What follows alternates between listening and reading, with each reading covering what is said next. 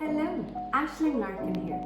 Sometimes I just love a really quick, easy, refreshing cocktail, and the gin smash is perfect for this. So, how do you make a gin smash? You get a lowball glass, and in there we're going to muddle some ingredients.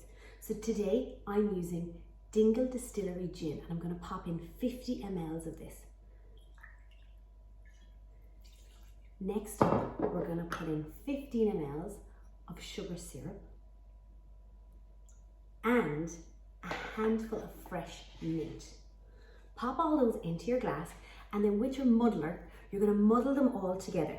So what you're doing here is you're combining the fresh fragrant mint with all the botanicals from the gin, like the rowan berry, the hawthorn, the heather, the bog myrtle, the fuchsia, and you're just releasing all of those flavors.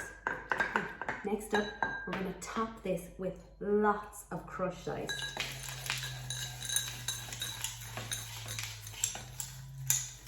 I did say lots of crushed ice. Stir it all around, and you want to combine all those flavors. I'm going to top it with a little more ice, and then to garnish, a beautiful fragrant fresh sprig of mint. Okay, let's give it a try.